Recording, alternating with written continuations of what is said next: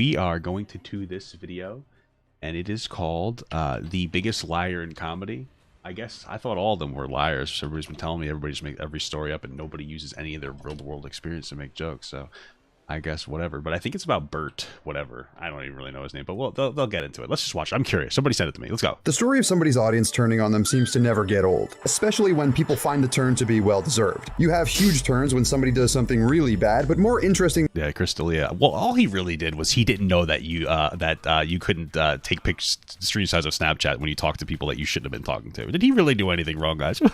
Ones tend to be the slow, gradual shift. And one of the best ongoing examples of that is once beloved comedian Bert Kreischer. Bert is a case study on how to slowly lose your audience through your own misgivings with a little help from social media. Constant lying, insincerity, and just... Do people really not like this guy? I thought he was fine. Like, I mean, he was all right.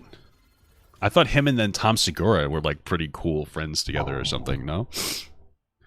Bert K. That's what I said, no? Generally being stale and annoying have left people sour about Bert. But his worst trait seems to be his inflated ego. Bert went from the drunk idiot, who's still a lovable persona, even if he's a bit stupid, to the LA comedian who is better than you, contributes more to society than you, and is a full-blown alcoholic. Although maybe this might have been deep-rooted and we all saw it coming. This is Bert Kreischer. Born in St. Petersburg, Florida, near Tampa, he first came to the public eye when attending Florida State University in his 6th year. Yes, 6th year, which was at the time considered the #1 party school in America, according to the Princeton Review. Rolling Stone picked up on this, and after discovering Bert, named him the #1 partier in the #1 party school in America, which is basically the valedictorian for frat guys. And this is where his name would skyrocket. See, Bert was already doing a bit of stand-up comedy here and there, but he would parlay this notoriety into big venues for stand-up comedy, acting, and even filmmaking, usually supplemented with his heavy drinking and lack of a shirt. After making connections through comedy and name value, Bert was doing stand-up at big venues. While not witty or capable... Is this Team Fortress 2 music on the video that we're watching while we're playing Overwatch 2, which was basically inspired by Team Fortress 2, which was inspired by Team Fortress 1? What? What is happening to me? I'm coming. Of really writing a punchline, he was a good storyteller. Thus, he became very well known for his drunken, goofy antics. He even got signed to Will Smith's management company, while still being the drunken frat bro who somehow had a story for everything, which just so happens to be better and cooler than your story. We call this a one-upper. He's the quintessential Mr. Me Too. You could tell him you had a dog growing up, and he'd tell you he had 2 dogs that were both sled dogs who found lost children on their spare time. It doesn't matter if the story's true. You know, one time when I was growing up,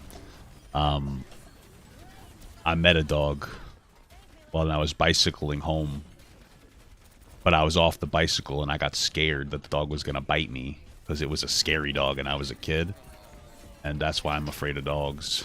So that's it. As long as it's better than the other person's. Despite this, Bert was pretty innocent at the time. Sure, he would embellish stories, but that's pretty standard practice for a comedian. I'd go as far as to say he was pretty loved given his public TV appearances.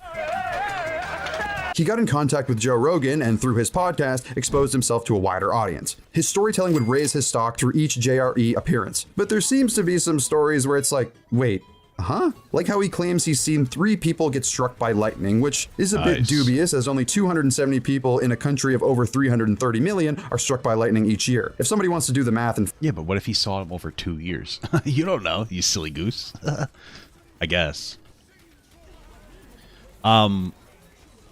But okay, I guess. I mean, all right, whatever. Find the chances on that, let me know. It's frustrating because some of his stories are true, although heavily exaggerated, which one could argue on stage is for comedic effect. But when Bert is swearing on his children that these are true, it makes you question them a bit. Is he exaggerating these stories to seem cool, for comedic effect, or both? The story he has about the kids with no tongues is clearly a lie, but at least it has some sort of punchline, intentional or not. Growing up, I knew 2 dudes without tongues. That's Florida for you. What? That's pretty unfortunate. How are they going to give good blowjobs? I didn't have to make that gay. I could have just been like, how are they going to give the good pussy? But I decided to make it gay. But maybe they could use their tonsil stones or something. I don't know. Because, I mean, can you do that? No, that's a gross thing. Okay, let's move on. Without tongues. Tongueless Brett and How do they lose their tongues? They never told me. So we can forgive it. But the lightning one doesn't even have a punchline. It's just like, wow, I guess you've seen some crazy shit, is the point of it. Now, it's important to understand the distinction here. There are some comedians who make up or exaggerate stories who are very funny, like Theo Von. But with him, the punchline is never, look how awesome I am, or look how crazy my life is. It's just look how fucking weird I am. Wait, can they hear me? Hey, can you guys hear me in the game? Hello? Oh, they might be able to hear me. Do you think that they could hear me talking the entire time? All right. It's more of a setup to something clever, which Berts are almost always not. Imagine they could hear There's everything Theo I'm saying. Von lies to make things funny, and there's Brendan Schaub lies to make yourself look cool. A crazy story becomes less funny when you realize it's not true. Bert tells his stories all the time on Joe Rogan, who's either very trusting or gullible depending on who you ask. Joe seems to believe all of Bert's stories. Well, I think that Joe Rogan's a comedian and he just doesn't necessarily care. Because, like, he just appreciates other comedians. That's pretty much it. No matter how crazy they are. And it's out of the question that Joe gave a platform for Bert to spew his, at best, embellished tales and at worst, bullshit stories. Bert once claimed that he was in a college band with Mark Tremonti of Creed and fired him because he was too good. 'Cause when you are with me, I'm free. I'm careless, I believe. Above all the earth. Do I sound kind of like Creed? I'm 6. I don't sound like Creed. I'm embarrassing myself. I could never be that bad. Knowing the story was BS, Bert said if you asked Mark, he would deny it. Mark didn't really deny it, but just acted confused when confronted about it. I mean, you're in a band. You ever have someone so good, you're like, oh, he doesn't realize how bad I am. Oh, and so, yeah. So I kicked him out. And he was like, I'm the best guy in the band. And I was like, yeah, and that's why we don't want you anymore. He started a band called Creed. Oh, no way, Mark? He created Creed. And by the way, if you ask him about it, he'll deny it. He goes, I don't. Interesting though, because I preferred the regular Rocky movies instead of Creed. But you know, if that's what you want, holy fucking balls! I don't know Bert Kreischer, and I think he still holds like a bone with it. You know, this has been going around for years. No, I wasn't in a band. He said, I've read the story where I guess we were in a band together. And, He said he kicked you out. He kicked me out. Yeah, no, I'd remember that. I was only in. Or this guy is so pissed about it that he just says that it never happened just to spite Bert. Was his last name Bert Kurt? I don't even know. You never know. In a handful of bands in my entire life. He said he kicked you out, and you turned around and said, "You know what? I'll start a better band," and that's where Creed came from. I think he's trying to take some credit for your success. This video is sponsored by Atlas VPN. Whoa! Atlas VPN gives you the best and most affordable deal on the VPN market. It also gives you access to content all over the world. So if you go abroad and that country doesn't have the show you're watching on Netflix in your home country, Atlas has got you covered. It applies to all streaming services like Netflix, Amazon, Hulu, etc. I'd say that's my biggest use for a VPN, but it also blocks malicious links, ads, trackers, and lets you know if somebody is attempting to steal your data. Atlas also gives you access on unlimited devices. I'd say a VPN is a necessity these days when it comes to online privacy, which is why if you use So you're gonna, what's the worst that happens? You're gonna see the fucking porn that I look at? Like, that's your problem. Don't get mad at me when you get scarred for life. Thanks Atlas for sponsoring this video. Let's get back into it. However, Bert's most famous story is The Machine, which happens to be his nickname, based off a story about the time Bert robbed the train with the Why is he shirtless? Interesting. Russian mafia. The long story short is in high school, Bert went to Russia, met a bunch of Russian gangsters, accidentally introduced himself as the Machine, and acted as a sort of dancing monkey court jester for them. Of course, the story ends with Bert becoming buddies with the criminals and getting introduced to rival criminals as the Machine. I understand you're the Machine. As you know, Russian gangsters are famous for their hospitality and sense of humor. I don't know anything about Russian gangsters, to be absolutely honest with you, because it sounds kind of fucking gay. I know a lot about Italian gangsters. I know a lot about Irish gangsters. Not a lot, but I watched Boardwalk Empire, okay? So I'm basically a fucking expert. But I've never really heard of Russian gangsters or German gangsters. Isn't that weird? You know? But I also don't care about anything that's not American. Frankly, I don't give a shit. So... The weird part about the story is some aspects of it seem to be true, but with Bert's embellishing in the past, it's impossible to tell which parts are real and which parts are figments. Just enjoy the ment. You don't have to. You don't have to overthink everything. You don't have to. It's not that big of a deal, you dingus. Of his imagination. Yo, stop fucking with me, bitch. Some of it is backed up, some of it not. Either way, this story became mega famous, leading to Bert making his next special after the story. And they're even making a fucking movie about it. So Bert's star is certainly shining bright at this moment, and he knew it. Bert started becoming a Hollywood elite, at least in his eyes. Where the fuck is my hero? To his frat boy drunken persona. But at this point, he's 50 years old. At what point does it go from stupid, funny, drunk guy to alcoholic? Bert doesn't seem to think it's at that point, though. Despite showing clear signs of alcohol dependency or, you know, being an alcoholic, Bert is in complete denial about his problem. I mean, like, I know. I mean, I'm not trying to be an asshole. But who gives a fuck if somebody's an alcoholic? I'm not trying to be fucking rude. It's bad for them, but you know, now if they beat their wife, it's a problem. But if you're an alcoholic, okay, that sucks to suck. I guess it's a fucking skill issue. I guess, loser. But like, you know, I don't see it as immature. I just see it as it got said. You know. But, you know, alcohol dependent, you know what I mean? Listen, am I the only one who needs a couple beers to drive well? You know what I mean? Like, you know, you just get a couple of you. I don't drive very well unless I got 2 or 3 beers in me, you know what I mean? But I put them up my ass because it absorbs better, which means that my blood alcohol level is quadruple the limit.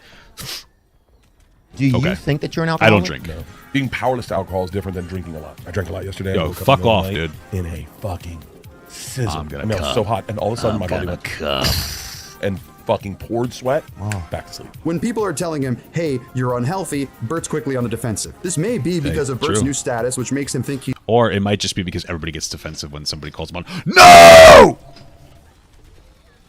That might just be because everybody gets defensive when you call them unhealthy. he's above everybody else. Him and co-host of the Two Bears One Cave podcast, Tom Segura, received some pretty significant backlash from their audience after they constantly talked about how rich they are, their lifestyles, how they rode private jets, etc. To which they Yeah, I get that. Because you know what? Listen, when I was at my height, I bragged about it a little bit. I'm like, I'm not tired. Jesus Christ. I almost died in spawn. You motherfucker. Anyway, I would be like, oh man, I made like $900 today on a TikTok video. You know what I mean? And it's like, you got to be a little bit more humble, but sometimes, you know, you get a little bit poisoned because you're like, wow, I can't believe I made this much money. You know, I can understand it. responded so classily. Every time we talk about like a watch or a car, I'll get a bunch of messages. You're all fucking dead! That try to tell me that I'm making them feel bad about their situation. Oh, but I'm struggling with rent this month. Figure it the fuck out, okay? Like, I would never say that. I've struggled with the rent and shit before. That's fucking brutal. But I would say to this other team that we just fucked your pussy, bitch. So, suck it. That was a pretty good play, right, guys? Don't make my life be a problem for your life. To illustrate this, look at Bert when he realizes some random kid doesn't know who he is. He loves the celebrity, he loves the status, and he loves being the most likable person in the room. Personally, like, it's cool when people walk up to me, but it's like it's embarrassing to me. They're like, "Are you Papa Gun?" I'm like, "Am I?" You know, it makes me feel silly. You know, because it's like, who the fuck am I? I get embarrassed. You know, it's like it's not as bad though when you see like a person from your past. It's like, oh, did we go to high school together? It's like, just please pretend we don't know each other. Holy fuck, I'm getting dicked. Even if that is a part Did you used to be on TikTok? Yes, thank you so much for the 4 months off. of his delusions. Bert seemingly must have realized that he's not witty enough to be a stand-up comedian, or he just didn't like doing it, so he decided to dive into the new age and attempt to go viral. After some failed vlog attempts, Bert had a couple of clips of him laughing go viral and pop off. These clips seemingly came more and more as they found success, with Bert even admitting so himself. The way guys hunt, the way guys fish, I do that for laughs. Yes. What? I sit with my bait in the water waiting for a laugh. And I don't want to create it. Many have speculated this laugh to be completely fake, and honestly, I'd have to agree. Look how quickly he switches up here. Oh, you have one of the best Asian jokes ever that I heard 17 years ago.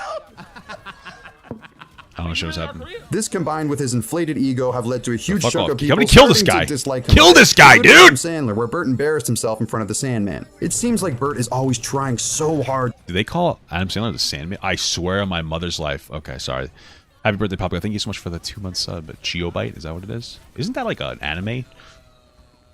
Bro, I'm literally... To be the coolest guy, the most likable guy, the funniest guy in the room. And while it's not at Brendan Schaub levels, it's dang close. He's seemingly worn thin with mainstream Hollywood, so he sticks to his place where he can feel like an elite. The infested swamp that is the LA podcast scene. His lies or stretching of the truth, him being in denial about his health, his drunkenness, his lack of self-awareness, and just general persona, all of that is completely unchecked now. Bert is slowly losing the audience that once loved him so much. These people followed him because he was being himself. Heck, that's why he got famous in the first place. Now he's stuck. He's not in his 20s anymore. Being a drunk can be kind of funny at 21, less funny at 50. He's also clearly not authentic, as many people would claim he used to be, with his clips attempting to go viral.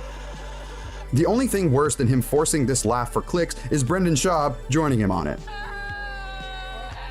And trust We lost. Me, if the Machine movie sucks, which is a very real possibility, I might add, Bert might lose his audience in a more rapid rate than he is now. I mean, why do people even watch Bert Kreischer anymore? People have probably all heard the Machine story, all of his tales. I just watch him through clips on TikTok sometimes. Frankly, I've been soured to Bobby Lee, so I've been passing with anybody who ever associated with them. I just can't watch it anymore, man. It just bothers me. That fucking asshole. From being a college frat guy who everyone loved, I mean, what's the point anymore? He's a 50-year-old guy with kids who actively gets drunk and lies about having a drug problem. He's also starting to epitomize the worst parts of Hollywood, minus the obvious. Fakeness, a superiority complex, and zero self-awareness. A comic's brain is so different than a pedestrian's brain. And like,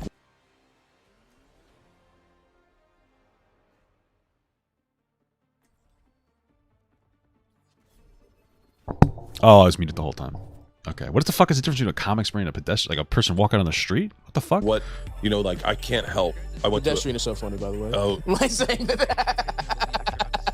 that drives me crazy. It's like, we're be a not black in guy? the fucking armed force. Let's fucking I'm like, relax. relax. Any person on the street I respect more than even my favorite comic. And with that note, I want to leave you with one of the most bullshit Bert Kreischer stories I've ever heard. Whereas some stories you could argue maybe happened to some extent, Yeah, this one, there's no fucking chance. I'm What's it? sorry, What as is a it? Canadian, I will say there is no fucking chance that this happened, and you'll see what I mean. when we went to Canada for the first time, you're not allowed to bring drugs into Canada, obviously. Did you bring drugs in Canada? I brought a little bit of drugs into Canada. What'd you bring? Just weed, a one-hitter.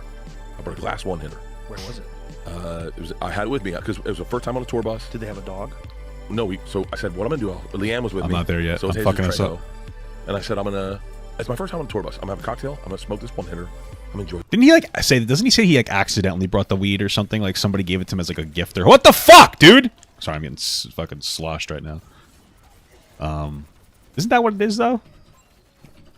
The tour bus. All of a sudden, the doors open and they're like, "We're at Borders," and I hadn't hit my one hitter, so I fucking panicked. I run back to the bathroom. It's a brand new tour bus. I've never been in a tour bus. I don't know how lights work. I don't know how anything works. I just know I Yeah, gotta we're clean out getting this one shredded. hitter. You gotta clean it out by smoking weed while you're at the border? I gotta empty it and throw it in the garbage. I gotta Right. get rid of it. I gotta flush it. Right. Drop the glass one hitter. It shatters. Okay. Damn, we're getting I fucking scramble. I can't fucked, figure out how to dude. get lights on. I get the weed. I put it in the toilet. Oh shit. I fucking literally doors are opening and they're like, "Hey, Border Patrol, we're here to search the bus." I was like, "Oh yeah, sure." Oh, we have, the like, one no thing Leanne DPS. said was, Holy "Do fuck. not bring drugs into fucking Canada." So we go into the holding thing and we're there for like an hour and a half at 2 in the fucking morning. An hour and a half we're waiting and I'm like, I'm fucking busted. And the guy comes in and he goes, "You guys are all good." And I was like, "Oh, thank God." So as we're walking to the bus, I'm still a little buzzed and I'm feeling loose. And I go, "Hey man, just out of curiosity, like what would have happened if we had brought drugs into Canada?" And he goes, "You mean hypothetically, like say someone had a glass one hitter in their bathroom, shattered it, tried to throw it in the toilet and didn't flush it?" And immediately Man. everyone looks at me and I'm like, "Yeah, like that." And he goes, Oh! "I'd say it's an honor meeting the machine. Enjoy your tour in Canada." Okay. Well, why does that story not make any sense to people? That sounds like it could have happened. Yo, just get the fuck out of here, you big raging bitch.